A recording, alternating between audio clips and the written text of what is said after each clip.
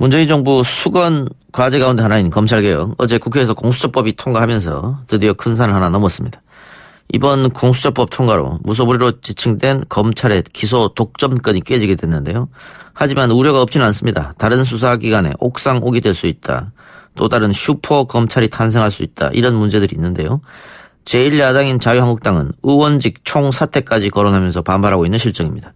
그럼에도 왜 공수처인지 공수처 논의의 지난 과정과 출범 이후 공수처가 나아가야 할 방향에 대한 의견 들어보겠습니다. 지난 4월 공수처법 원안을 발의한 검찰 출신 더불어민주당 백혜란 의원 연결합니다. 의원님 나와 계십니까? 예, 안녕하세요. 예. 자, 공수처법이 통과가 됐는데 이 원안을 발의하셨던 만큼 감회가 남다를 것 같습니다. 네. 정말 20대 국회가 사실 국민들께 못 보일 모습 참 많이 보이고 최악의 국회라는 비판도 많이 받았는데요. 그래도 마지막으로 23년간이나 묵혔던 이런 개혁 입법을 통과시킬 수 있어서 정말 남다르게 느낌이 나고요. 또 제가 처음 정치를 시작할 때 검찰 개혁을 하도록 정치를 시작했기 때문에 더욱더 감회가 새롭습니다. 예. 유승민 의원이 대통령 후보일 때 공수처를 하겠다고 공약을 했었거든요. 그런데 나중에 반대로 돌아섰고 한국당 의원들도 찬성하는 사람들이 좀 있었는데 지금은 총사퇴까지 거론하면서 반대하고 있단 말이죠. 이렇게 바뀐 이유는 혹시 어디에 있다고 보십니까? 그러니까 저는 특별한 이유가 없다고 생각합니다. 사실 예. 공수처법이야말로 예. 야당이 주장해야 되는 법이거든요. 저희가 예. 사실 야당 때부터 계속 주장을 했고요. 예. 네, 근데 그러니까 정치적 유불리에 따라서 결국 입장을 바꾼 것이지 어떤 논리적 근거가 있는 것인지 저는 잘 모르겠습니다. 야당 탄압의 기구가 되지 않느냐 이런 우려를 좀 하는 것 같아요. 야당 탄압기구가 된다고 한다면요. 그거의 가장 큰 반론이 뭐냐면 저희가 야당 시절에 주장했다는 거거든요. 예, 예. 그럼 저희가 야당 시절에 저희에게는 그렇게 불리한 공수처를 20년간이나 주장을 했다는 얘기인데 예. 그게 상식적으로 말이 될까 싶고요. 예. 공수처의 수사 대상 자체가 여권의 인사입니다. 야당 인사는 야당의 국회의원밖에 지금 100명 정도 넘는 야당의 국회의원밖에 대상이 되질 않아요. 예. 그런데 어떻게 이것이 야당의 탄압기구가 될 수 있는지 예. 저는 이해하기가 어렵습니다. 예. 검찰의 반발도 좀 있었던 것 같습니다. 뭐 독소 조항이 있다 이런 얘기도 하던데. 검찰의 반발은 독소조항이라고 네, 검찰의 그 반발이 원래는 공수처 찬성 입장 아니었습니까? 예. 그런데 이번에 수정을 하면서 그 수사 착수 때부터 공수처 통보 조항이 독소 조항이라고 굉장히 반발을 하고 있는데요. 예. 저는 이 부분도 이해가 되지 않는 것이 제가 냈던 원래 원안에 이첩 조항이 있습니다. 예, 공수처가 언제든지 그 수사하던 기간에 이첩을 요청할 수 있도록 돼 있거든요. 예. 근데 그것이 갖는 맹점이 정말 수사 마무리 단계에서 이첩을 하게 된다지 그러면 오히려 갈등의 소지가 크고 문제점이 있지 않습니까? 그래서 그것을 개선하기 위한 방향으로 이 통보 조항이 들어간 것이거든요. 예. 그러니까 처음부터 한마디로 인지 단계에서부터 어떻게 보면 소위 가르마를 타서 경찰이 수사할 사건이면 경찰이 하고 검찰이 하면 검찰이 하고 공수처가 하고 이렇게 합리적인 조정 조항인데 이것이 왜 독소 조항이라고 그렇게 비판을 하고 뭐 사건 암정의 가능성이 있다느니 뭐 이런 말을 하는지 저는 이 부분도 정말 이해가 가지가 않습니다. 예. 그 여론조사를 보면은 어쨌든 국민들은 공수처 찬성이 더 높게 나오고 있는 실정이거든요. 그 이유가 그 조국 전 장관에 대한 검찰의 수사 거기에 원인이 있다고 보십니까? 일정 부분 뭐 영향이 조금 예. 있을 수는 있겠죠. 그러나 그것은 결정적인 부분은 아니고요. 이 예. 공수처에 대해서는 지난 24년간 꾸준하게 주장이 되어 왔고 보수와 진보를 가르지 않고 단일 법안으로는 가장 많은 지지를 받았던 법안입니다. 그러니까 예. 뭐 지지 여론이 높을 때는 80% 이상의 국민이 공수처 찬성 여론이었던 부분이고요. 그렇기 예. 때문에 이것들이 계속적으로 공수처에 대한 국민들의 선호, 예. 옹호로 나타난 것이 아닌가 저는 예. 그렇게 생각합니다. 제가 그 국민들의 지지 여부를 여쭤봤던 이유는요.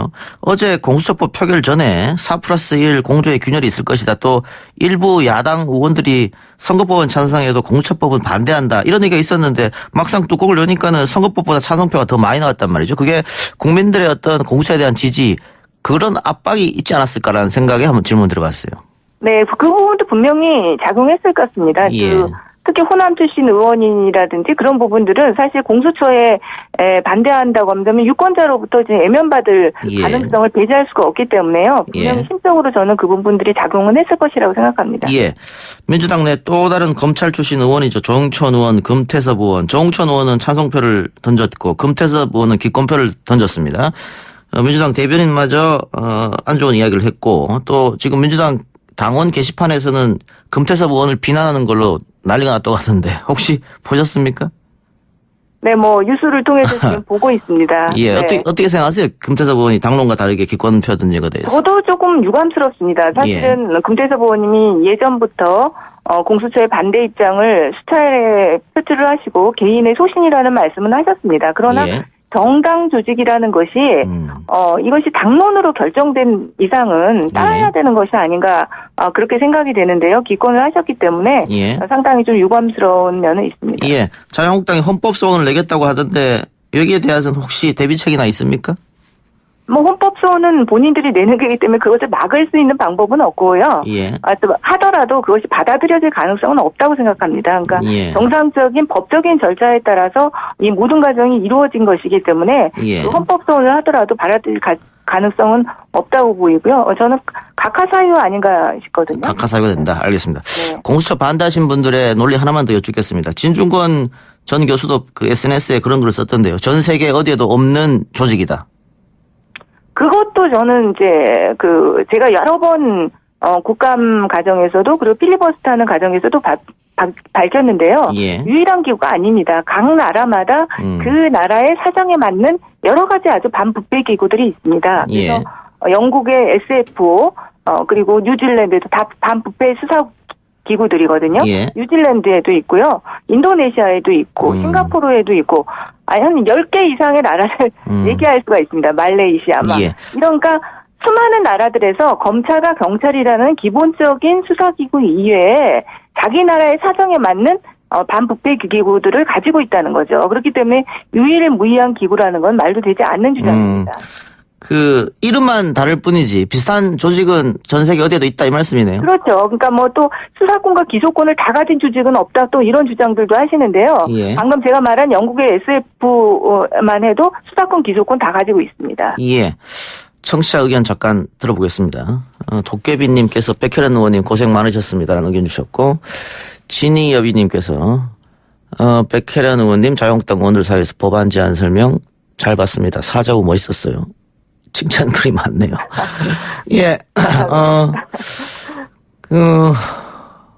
김백윤님께서 지금 향후 예정된 수사권 조정 법안과 관련해서 여야 입장이 또 갈리는데 이거 어떻게 통과가 될 건지 여쭤봤는데요. 통과는 저는 될 것이라고 생각하고요. 지금 이제 1월 6일 정도에 본회의가 열리기로 된 것 같습니다. 그럼 1월 6일 한다고 한다면 이제 지금 자유한국당이 원래는 지금 필리버스터를 신청해 놓은 상태거든요. 근데 그 필리버스터를 유지할지 안 할지 모르겠는데요. 지금 또 의원직 총사퇴를 결의한 상태이기 때문에요. 그러니까 필리버스터를 하게 된다면 며칠 정도 더 소요가 될 것 같고요. 그렇지 않다고 한다면 바로 즉시 통과가 가능할 것이라고 생각합니다. 선거법과 공수처는 빠르게 진행을 했는데 수사권 조정 검경 수사권 조정 법안은 해를 넘긴 이유가 있을까요? 그 의장단의 피로도도 너무나 크고요. 그런 부분들 여러 가지 사정들 그리고 자유한국당 내에서도 여러 가지 또 목소리들이 있는 부분들도 있고요. 그래서 약간의 시간 텀을 어차피 지금 4+1의 공조 자체는 굉장히 단단하기 때문에요. 조금 늦게 하더라도 별 무리는 없다 이렇게 본 것 같습니다. 그럼 검경 수사권 조정하는데 결국은 4+1으로 간다 이 말씀이네요. 그렇죠. 지금 유치원 3법을 비롯해서 여러 가지 개혁 법안 자체가 지금 이미 다 상정이 돼 있습니다. 그리고 다 패스트트랙 법안들이기 때문에요. 이건 4+1 체제로 해서 종결이 될 것 같습니다. 자, 공수처법이 통과는 됐습니다만 실질적으로 언제부터 가능하냐. 내년 여름쯤에 돼야 된다 이런 얘기도 있던데 어떻게 보세요? 일단 공포 6개월의 시행입니다. 그래서 1월 달에 이제 공포가 된다고 생각하면은요. 이제 7월 또 절차를 또 거쳐야 되는 부분들 하면 7월 정도에는 정상적으로 될 수 있지 않을까 이렇게 생각을 합니다. 근데 이제 시행령도 준비를 해야 되고요. 예. 좀 사전적인 준비들을 할 것들이 많이 있을 것 같습니다. 예. 이 공수처장 임명에 7명 위원 중 6명이 찬성해야 임명되지 않습니까? 네. 야당이 2명 들어가고.